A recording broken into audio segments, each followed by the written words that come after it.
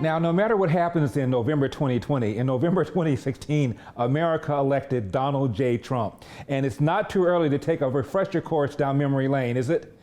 I'm sorry, this never gets old. There's not going to be a President Donald Trump. That's not going to happen. Donald Trump will not become president! He's not going to be president. Donald Trump is not going to be president of the United States. Take it to the bank. Okay. I guarantee it. All right, all right. I think if he becomes the president, he'll make it great, because the States is already great. I think that man will be president of the United States right about the time that spaceships come down filled with dinosaurs and red capes. On that note, Tom, pleasure. Take it Thank from you very me. much. How about that? Cheers, Tom. And then, of course, there's Donald Trump. Donald Trump has been saying that he will run for president as a Republican, which is surprising since I just assumed he was running as a joke.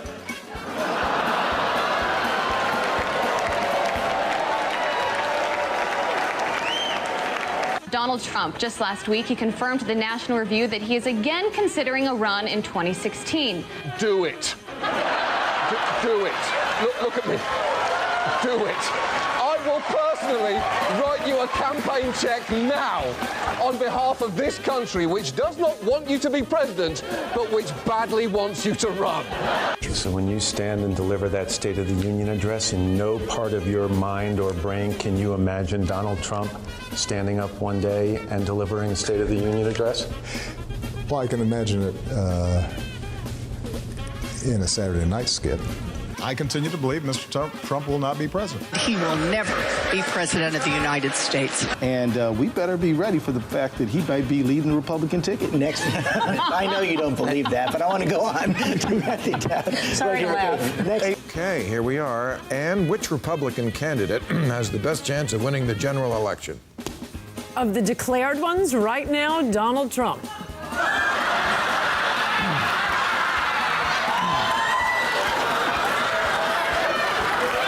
And so, right now, Mr. Trump, to answer your call for political honesty, I just want to say, you're not going to be president, all right? It's been fun.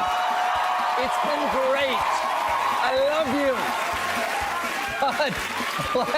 But come on, buddy. All, let's say, cow poo-poo aside, there is zero chance we'll be seeing you being sworn in on the Capitol steps with your hand on a giant golden Bible. I'll make a prediction, though, for you. And I don't really get into predictions much, but this one I'll go way out on a limb. Donald Trump will never, ever be president of the United States. That Trump should not be in this race. He's an absurdity. He is a travesty. Donald Trump will never be elected president of the United States. Donald Trump is a here today, gone tomorrow candidate for president of the United States.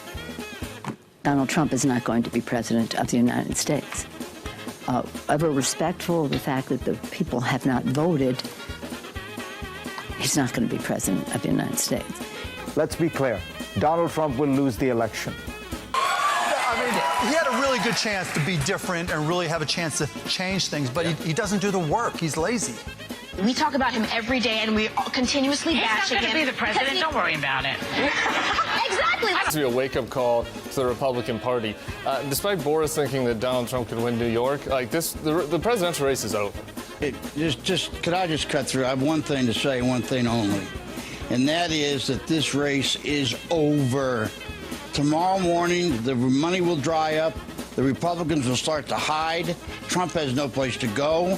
This race, effectively, as of tonight, is no longer a presidential race.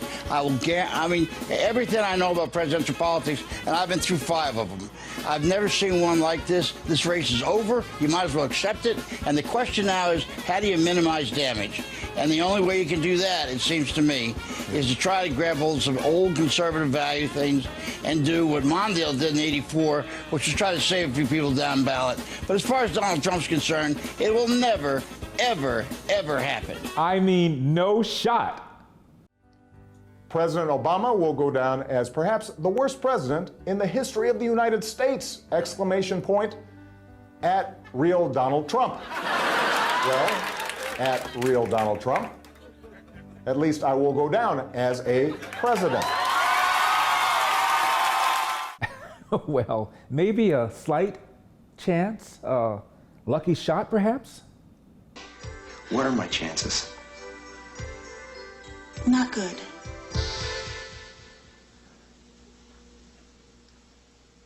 You mean not good like 1 out of 100? I'd say more like 1 out of 1,000,000.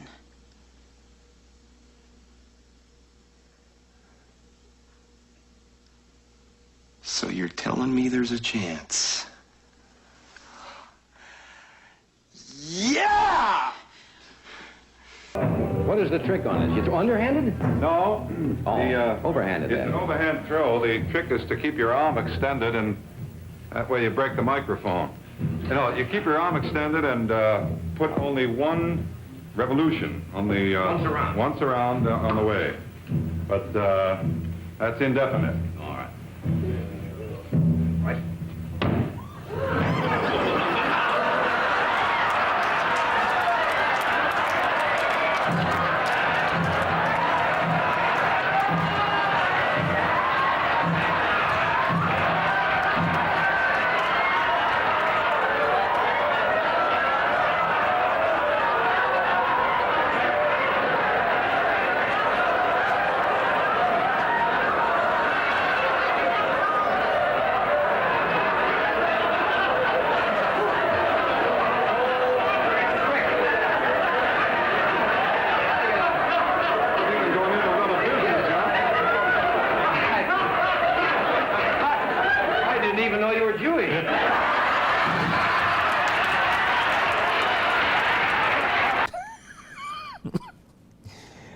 You see, Democrats think they know the country, and then came election night.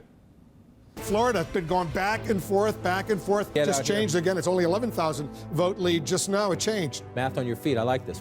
The Empire State Building in New York City. Take a look at our running tally of the electoral vote. Anderson, this night is turning out to be a real nail-biter. All along, the Trump campaign has been saying that Florida's a must-win for them. And I mean, they can't win without it. Donald Trump will carry the state of Florida. You know, I'm guessing that the people in Brooklyn, I can see their fingers That's probably. the Hillary Clinton headquarters. Yeah, fingers probably bleeding because there's no more nail to bite. I wouldn't call anything encouraging for Hillary Clinton at the moment, to be honest with you, my friend. Wolf, the scene here is so different than it was a few hours ago when people were happy and relaxed. I have been looking around the room at people who are stone-faced. Some of them have been crying. Ah, the tears.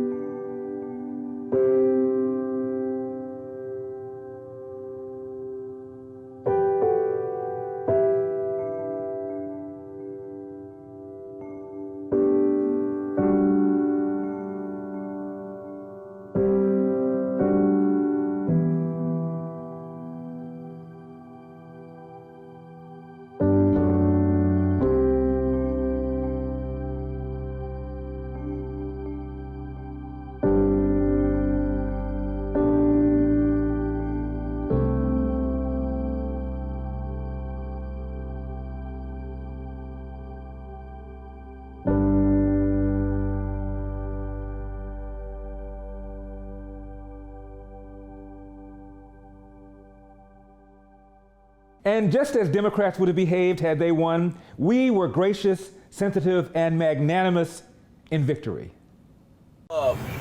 Give my remarks to all of the Trump haters, all of the Hillary Clinton supporters, all of the people that said that my Trump was gonna lose. So I say to you this morning, the day after the election,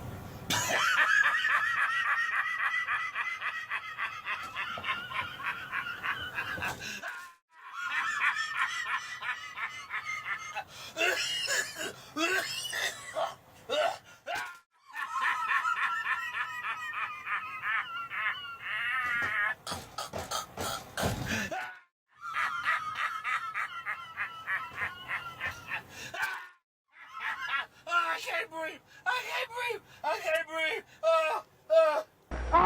be the greatest. I told the world, I talk to God every day. If God's with me, can't nobody be against me. I shook up the world. Now, in 2020, November, it's going to be even more difficult for Donald Trump to win for 3 reasons. Number 1, they hate him with a purple passion, the likes of which I've never seen. Number 2, they've got plenty of money thanks to the Trump economy. And number 3, unlike last time, they will not underestimate him, and therefore he won't have the element of surprise. On the other hand, his opponent is Joe Biden. Why attack Sanders? Why, you're getting nervous, man. And Corn Pop was a bad dude, and he ran a bunch of bad boys. I'm not sedentary. I get up and no, let him go. Let him go. Look, the reason I'm running is because I've been around a long time and I know more than most people know. And I can get things done. That's why I'm running. And you want to check my shape on, let's do push-ups together here, man. Let's run. Let's do whatever you want to do. Let's take the night pizza. You ever been to a caucus? No, you haven't. You're a lying dog-faced pony soldier. You said you were. Make sure make sure you have the record player on at night, the phone. And so he was up on the board, wouldn't listen to me. I said, hey, Esther, you, off the board, or I'll come up and drag you off. We hold these truths to be self-evident. All men and women created by you know the thing. Poor kids are just as bright and just as talented as white kids. I'm beginning to see why your wife left you. And he cut off a 6-foot length of chain. He folded up, he said, you walk out with that chain. And you walk to the car and say, you may cut me, man, but I'm going to wrap this chain around your head. If you agree with me, go to Joe 30330 and help me in this fight. Thank you very much. One of the reasons the media dislikes Trump so much is he's calling them out on their fake news. The days of a Republican president sitting there like a potted plant and being beaten up by a reporter who's asking an opinion masquerading as a question, those days are over. There's a new sheriff in town.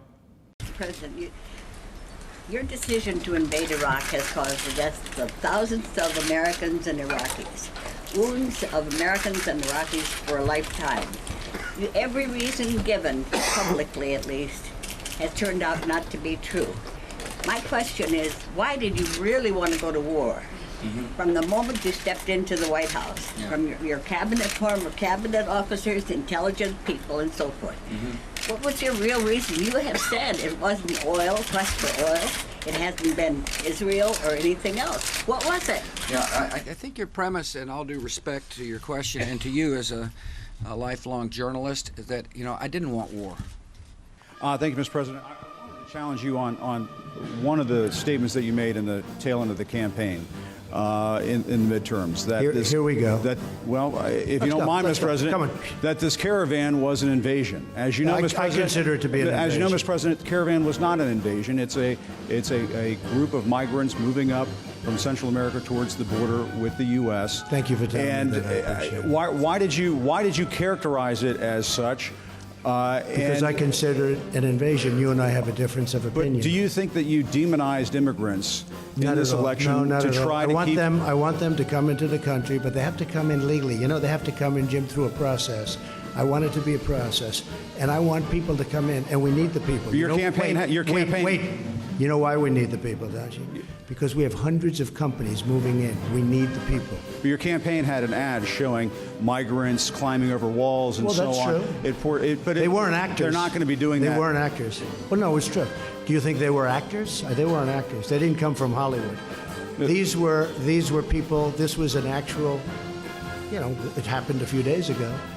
And they're hundreds of miles away, though. They're hundreds and hundreds of miles away. That's not an invasion. Honestly, I think you should let me run the country. You run CNN. All right. And if you did it well, your ratings would be much better. If I may ask one other question, Mr. President. If I may ask one other question, are you worried? That's enough. That's enough. Mr. President, I was going to ask one of the other folks. That's enough. Pardon me, ma'am. Mr. President, that's enough. Mr. President, I had one other question, if I may ask, on the Russia investigation. Are you concerned that you may have? I'm not concerned about anything with the Russian investigation because it's a hoax. That's enough. Put down the mic. Mr. President, are you worried about indictments coming down in this investigation? Mr. President. I'll tell you what, CNN should be ashamed of itself having you working for them. You are a rude, terrible person. You shouldn't be working for CNN. Don't forget, June 19th, my documentary, Uncle Tom, is coming out to a home theater near you. Check out one of the trailers. I don't remember the actual day, but I remember the emotion that I felt when it happened. I'm often asked, was there an epiphany? I started asking questions. As I became more politically aware, a lot of the way that I saw things began to change. All of this information I've been taking in for several years. A continuation of these kind of contradictions. I had bought into all of these lies. You begin to see what the real agenda is. That's usually how that red pilling process begins. Black America is starting to get it. People are starting to realize what's going on. To see the rest of the trailers, just go to UncleTom.com and be the first in your hood to get some UT merch. I'm Larry Elder, and we've got a country to save. I'll see you next time.